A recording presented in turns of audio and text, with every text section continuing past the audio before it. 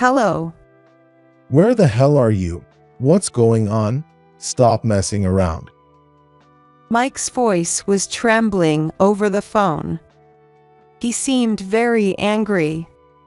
What? Why are you so worked up? Worked up? It's John's graduation today. Where are you on your son's graduation day? My son.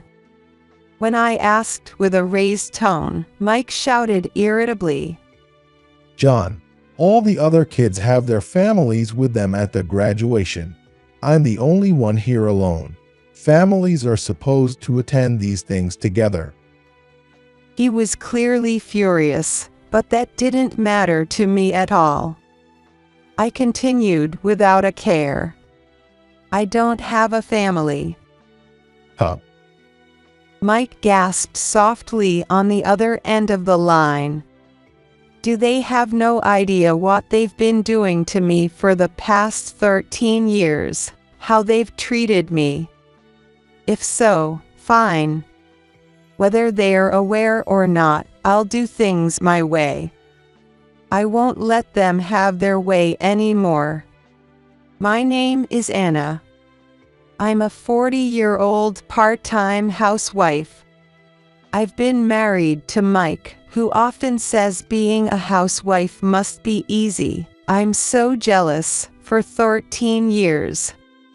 He's been grumbling about me being a full-time housewife since we got married. But let's not forget, it was Mike who asked me to be a stay-at-home mom for the kids. Did he forget that he asked me himself? It's just not fair. After the kids got a bit older, he started saying things like, a housewife is just a jobless parasite. He constantly treated me like a freeloader. Mike's snide remarks increased as the kids grew older. It got so bad that I started working part-time a few years ago. But it's just part-time work. Now he sneers and nothing changes. Time flies. Our eldest son, Rick, is now 18, and our second son, John, is 15. Our sons, though, there's no blood relation between them and me. They are Mike's stepchildren. When I married Mike, the boys were 5 and 2. Time passed quickly, but it was never easy. I was told I probably couldn't have children. When Mike asked me out, I nervously told him this. Living normally is fine, but you likely can have kids. I'd been told this by my doctor due to irregular periods. So when I found out Mike had stepchildren, I was honestly relieved. I didn't have a good eye for women, and these kids have suffered for it. When we got engaged, Mike confessed this to me apologetically. I heard his ex-wife had cheated on him. So, I tried my best to comfort him. It's not your fault, the kids will be fine. Let's raise them together so they won't feel lonely. Anna, thank you. Mike's income was nothing to brag about. Ideally, I wanted to work full-time and support our household. But after hearing that, I couldn't. I think it's very important for kids to have their mom at home. So, Anna, I want you to be a full-time housewife and make them feel secure. All right, I understand. Managing on just Mike's income was incredibly difficult. We constantly reviewed our expenses, cutting down wherever we could. Entertainment and beauty expenses were, of course, trimmed, and I avoided buying clothes for myself as much as possible. But I couldn't let the kids go without. If anything had to be cut, it would be my stuff. I genuinely believed that. Sorry to make you go through this. Thank you. At first, Mike appreciated it. But over time, he began to look down on me. You're not pretty to begin with, and you're not young anymore. So why don't you work on yourself a bit? It's embarrassing. I do wear makeup. I take care of myself as much as I can, but I don't have as much money or time as I did before we got married. It hurts when you say things like that. It's different from when I was single and only had to think about myself. The more time I spent taking care of the kids, the less time and money I had to spend on myself. Mike used work as an excuse to avoid doing any housework. I asked for his help a few times, but he always refused. I trust you to handle everything, Anna. Besides, the kitchen is a woman's domain, right? I never asked him to leave it all to me or to keep his hands off. Before we got married, I thought he was manly and wonderful, but he turned into a typical domineering husband. The kids were my only source of comfort. Right after we got married, the kids were 5 and 2. If they had been a little younger, they might not have been so shy, but Rick especially was very resistant to me. I want mommy. You're not my mommy. Rick. Holding the crying Rick, I almost cried too. Even so, I felt like they were starting to warm up to me, little by little. But then, an unexpected obstacle appeared. That is Mike. He should have been my biggest supporter, but I never expected someone so close to become my enemy. Mike probably couldn't stand the kids getting closer to me than to him. Anna, you've gained weight, hadn't you? Look at that flabby body. It's proof you can take care of yourself. You guys don't want to end up like that, right? Good thing you're not related by blood. He mocked my body and my appearance endlessly.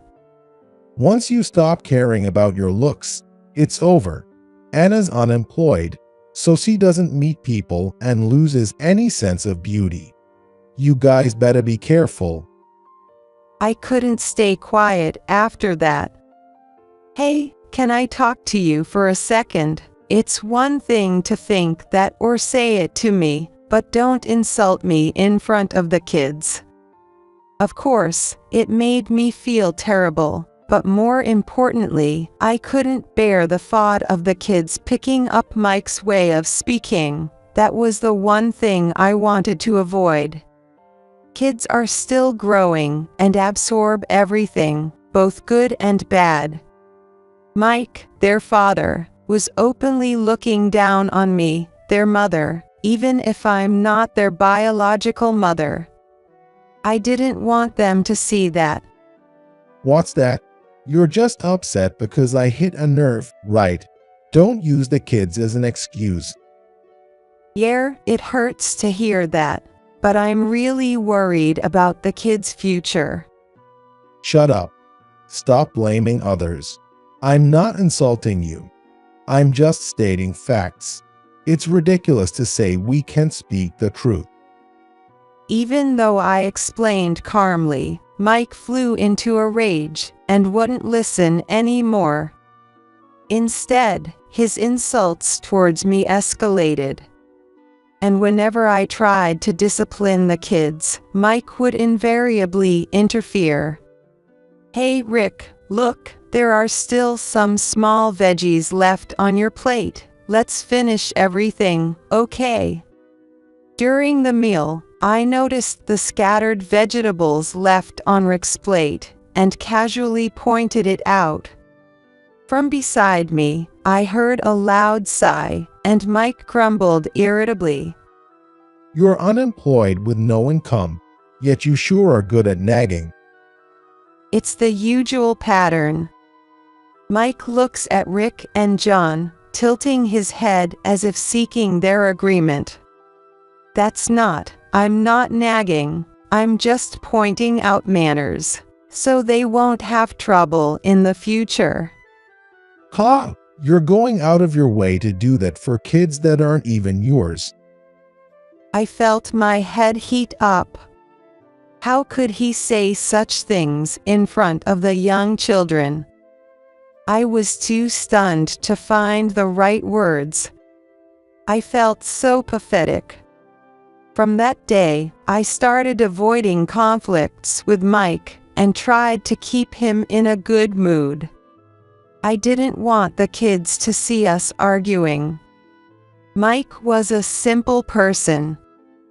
As long as I flattered him, he stayed in a good mood.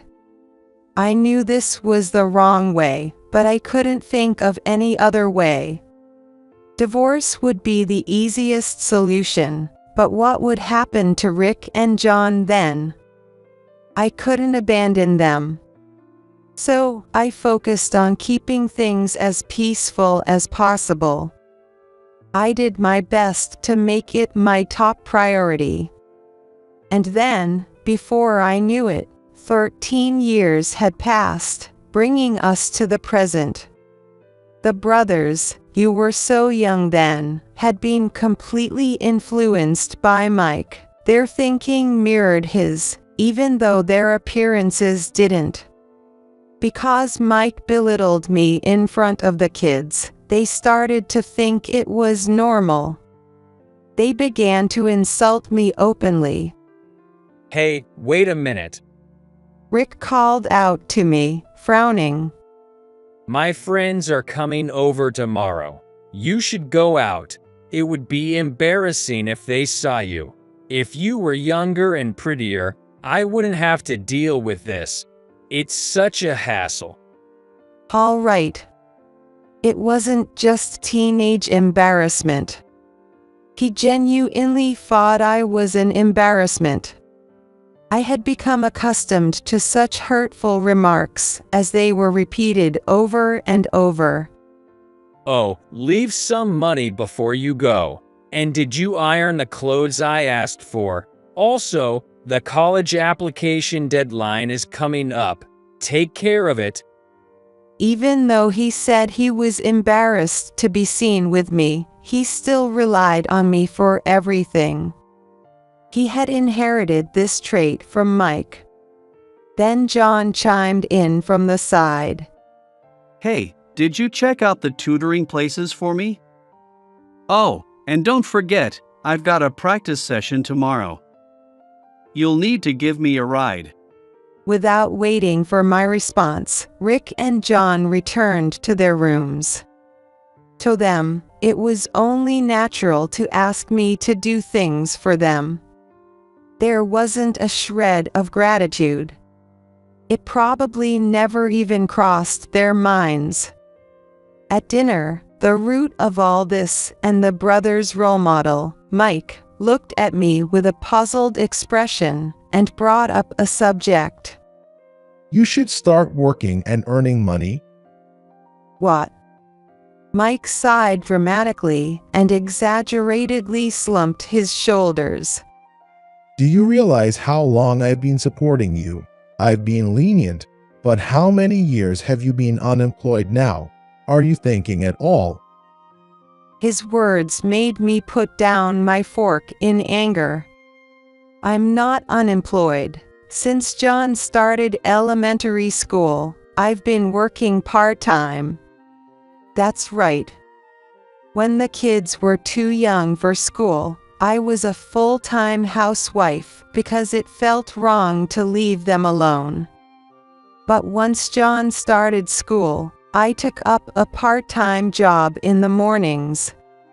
However, even though I started working part-time when John started elementary school, he frequently got sick. Each time, I had to apologize to my employer and take time off from work. When I had to take an entire week off, I pleaded with Mike to let me work at least one day. Just for a day, even half a day, can't you watch John? I thought he could take my place for just one day since I'd been the one taking time off all this time. But his response was incredibly irresponsible. Huh? No way. I'm busy with work. Can't you figure that out? No way. Why should I? He said I'm busy with work. In other words, Mike didn't consider my part-time job to be real work. I knew from that moment how low his opinion of part-time jobs was, but I couldn't stand being treated as if I were unemployed. I'm working part-time, even though it's within the tax exemption limit. I earn $800 a month. When I argued against being called unemployed, Mike, Trick, and John all started laughing. You say that so proudly. $800 is so pathetic. Exactly. And how can you be so smug about it? That confidence is something else. Mike looked triumphant, flaring his nostrils in pride at the boy's words. Seriously, they are right. Besides, these guys don't need much help anymore, so you should start contributing more. Since you're not related by blood, we won't recognize you as family if you don't. As I watched the three of them laughing together, something inside me, which I had tried to keep intact, started to crumble. I can't take it anymore. I can't keep pushing myself, or I'll break. For my own sake, I can't do this any longer. I'll fulfill my final obligations, and then leave this house. That day, I made a firm decision. John's graduating from middle school tomorrow. It's such a relief to think he'll be a high schooler soon. A few months after I made my decision, Rick was accepted into college, and John was about to graduate from middle school.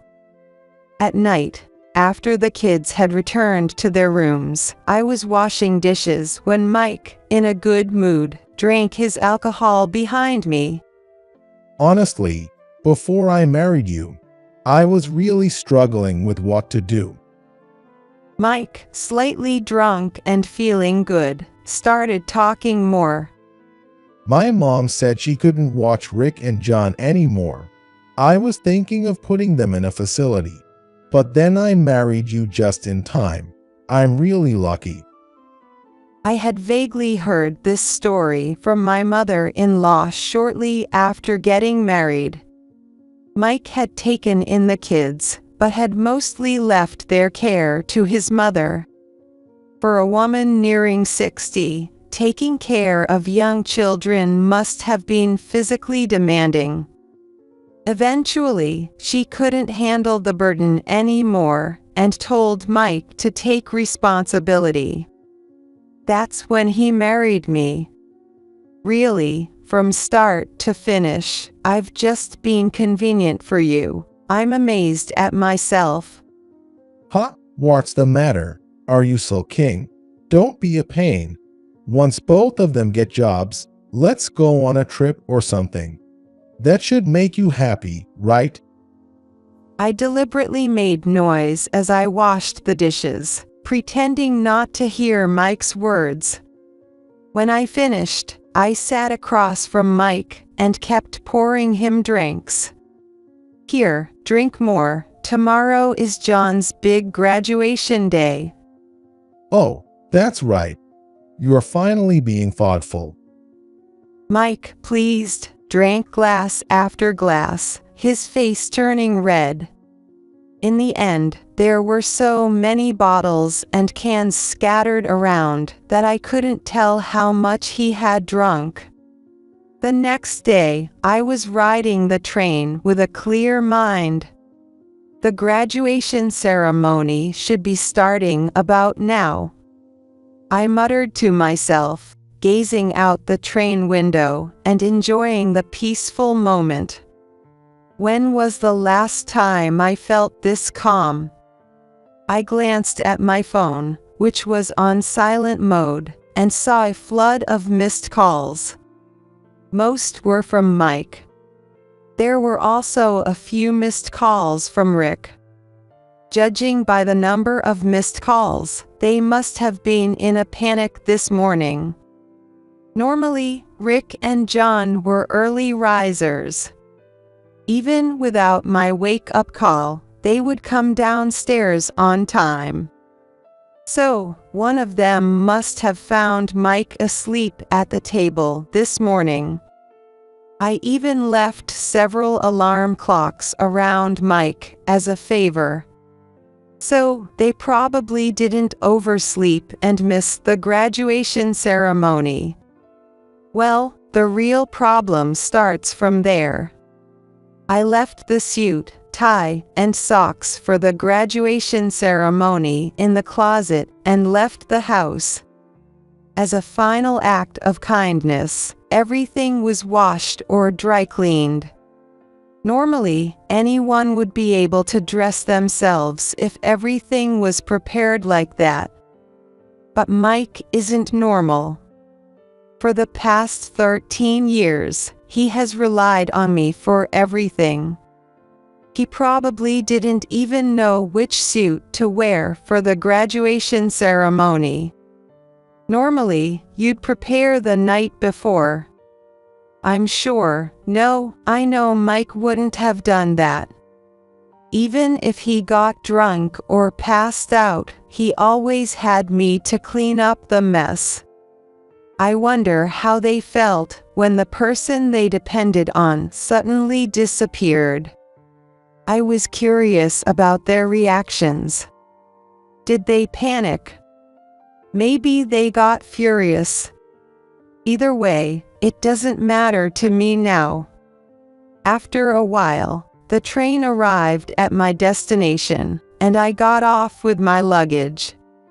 As I walked through the ticket gate and turned off silent mode on my phone, it started ringing. It was a call from Mike. Hello. Where the hell are you? What's going on? Stop messing around. Mike's voice was trembling over the phone. What? Why are you so worked up? Why? It's John's graduation ceremony. Where are you on your son's graduation day? My son. When I asked with a raised tone, Mike shouted irritably. John, all the other kids have their families with them at the graduation. I'm the only one here alone. Families are supposed to attend these things together. And you didn't even prepare my clothes. If my mom hadn't come over, it would have been a disaster. I calmly responded to his complete misdirection and scapegoating. The fact that you can rely on your mother at your age for something like that is what's really concerning. What did you say? Mike's voice was furious. But that didn't matter to me. I continued without concern. And what do you mean by family? I cut him off. I don't have a family. Mike gasped softly on the other end of the line. In the past 13 years, I have never felt like I was treated as part of the family by any of you. That's not true. What are you talking about? We ate, slept, and lived together. Isn't that what makes a family? Being constantly insulted about my appearance and weight, mocked as an unemployed parasite, and treated like a maid. And now you call that a family? What are you talking about? Are you stupid? After I spoke quickly and forcefully, there was a brief silence before the call abruptly ended. A few minutes later, my phone rang again, this time from Rick. The timing was too perfect. Mike had probably contacted Rick in some way. So, you had a fight with Dad, but you went too far. Dad was furious. If you apologize now, he'll probably forgive you. Hurry up and apologize and come home. Dinner will be late otherwise. I sighed in exasperation. I don't know exactly how Mike explained our conversation to Rick. But neither Mike nor Rick ever thinks they are at fault. Their main concern is always their own well-being. That's why Rick said what he did earlier. He didn't even question why I would leave the house and miss John's graduation. Instead, he's worried about his dinner. Apologize, why? And you guys can handle dinner on your own. My words seemed to irritate him. Rick's tone became harsher. What the hell? It's irresponsible to just leave like that. Don't you get it? Mom, Dad has been feeding you and taking care of you. I've always thought you should be more grateful for that. Mike's words echoed in my head. Who do you think is providing for you? I've heard that line countless times. Mike's catchphrases have become ingrained in the kids like a curse. It's so outdated. Do they realize they are making things harder for themselves in the future? I sighed and spoke to Rick. You and John are just like Mike. What are you talking about? Of course we are. He's our dad. Yes, and that's why you should be careful. You're not suited for modern marriage. What? Rick sounded confused. Like Mike, he lacked self-awareness. What? You're saying crazy things just because you're upset. His voice shook, just like Mike's when he got agitated. Fine, anyway, there's something else I want to discuss, so I'll come by soon for a final goodbye. Can you tell Mike that? A final goodbye? What do you mean? Wait, hey. I'm not waiting. Goodbye. Even after I hung up, the phone kept ringing, but I ignored it until it finally stopped. A month later, I went to Mike's house to settle things once and for all. When I rang the doorbell, Mike rushed to the door with loud footsteps. Anna, you came back. I knew you would. I believed it. After a month, Mike looked somewhat haggard. Maybe it was because he wasn't well-groomed. And his clothes were rumpled and dirty, and he looked pale. More than anything, he seemed exhausted, with no energy left. As he approached and grabbed my shoulder, I quickly shook his hand off. Don't touch me. We're not family anymore. What? What are you talking about, Anna? We're just taking a break to cool off, right? No one ever said that. Mike had just convinced himself of that. It's amazing how he can come up with such convenient farts. In a way, it's impressive. I was so happy because I thought you had finally come back to me. No way. It's actually the opposite. I'm here today to settle things cleanly with you. Settle things. Mike's face twitched as he asked. I nodded. I want a divorce. Let's thoroughly discuss alimony and property division. When I entered the living room, it was empty. Rick and John, you should have been home, were nowhere to be seen. Where are the kids? They're in their rooms. They don't know you're here. Should I call them? No need. This was going to be a messy divorce discussion, not a pleasant chat. It's not something the kids needed to hear. Besides, it had only been a month since I left, yet the house had changed drastically. Clothes were scattered everywhere, and the table was cluttered with dirty dishes and plastic bags. The sink was so full of dishes that I couldn't see the bottom. There was no way to do the dishes in such a state. Ignoring the mess, I moved some things off a chair and sat down. "Shall we get started?"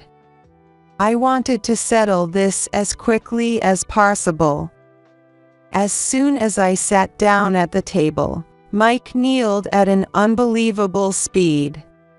"Kneeling? Please stop, that won't help, and it won't change my mind." Mike, still on the floor, shook his head vigorously. Please don't divorce me. Over this past month, we've realized how important you were. Mike's voice was desperate. In the past, I might have been swayed by this, but I had grown stronger over the years. Such childish tricks wouldn't work on me. Of course, without me, your slave, there's no one to do the housework or serve you. A maid, that's not. Mike averted his gaze. I smiled back at him. All the housework you mocked me for was tough, right? All those small, tedious tasks. I knew someone as clumsy and impatient as you could never handle it. What? How dare you? Mike glared at me sharply. In his excitement, his nostrils flared as they usually did. You act so high and mighty. I could handle the housework if I wasn't working. I'm too busy with my job. You only worked part-time, so you wouldn't understand my struggles. You're right. I wouldn't understand the struggles of someone who dumped their kids on their second wife while cheating with another woman. What? Just moments ago, Mike's face had been flushed with anger, but now the color drained away, leaving him pale. Cheating? What are you talking about? Did you think I didn't know? I was aware of everything. Mike's lips trembled. If you knew, why did you act normal? And now you want a divorce. I did it all for the kids. Since the doctor told me, I thought I'd never have children. But by marrying Mike, I became a mother to Rick and John. Mike's affairs, his verbal abuse, the kids' disrespectful behavior. I can't count the number of times I thought about getting a quick divorce and leaving. But I stayed because I loved those two boys. So, I decided to endure until Rick finished compulsory education, no matter what. No way. Unbelievable. I turned towards the voices and saw Rick and John standing there. Their faces were even paler than Mike's. Mom, I don't expect anything from you. I don't even want an apology, but from now on, I'm not here. There's no one to do things for you for free anymore. Rick and John stood there, looking awkward and silent. I turned back to Mike. You're still cheating, aren't you? Huh? Well, Not denying it immediately means he's admitting it. If you agree to the divorce right now, I won't demand alimony from your lover. what? On the other hand, if you refuse, I'll go to her and even to your workplace. So, which will it be? Mike was deep in thought. Sweat beaded on his forehead and trickled down his cheeks, dripping onto the floor. Are you really never coming back?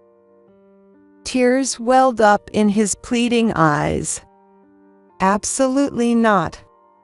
She can't do any housework at all. She doesn't work either. There's no benefit to marrying her. Mike, stumbling over his words, pleaded with me. He still didn't understand how wrong his thinking was.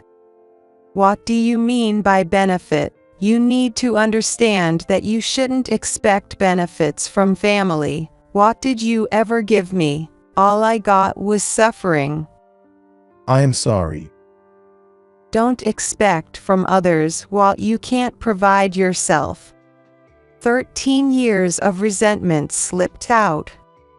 Mike screamed and then agreed to the divorce. He filled out the divorce papers I had brought without protest. The divorce was finalized soon after. As for alimony, he agreed to pay it in installments. Incidentally, his lover dumped him right after the divorce. I only found you attractive because you were taken. Now you're just a single old man. Mike, usually full of self-confidence, was devastated by this.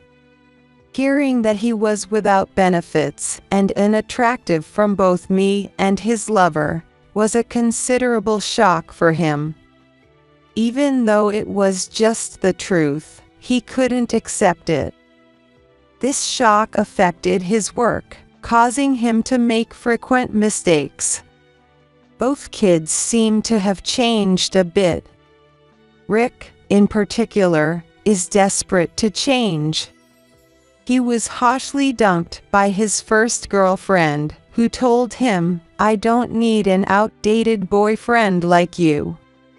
I've reached my limit, so I don't plan to get involved, but I hope he succeeds if he can." However, given how things are, it will probably take a lot of effort.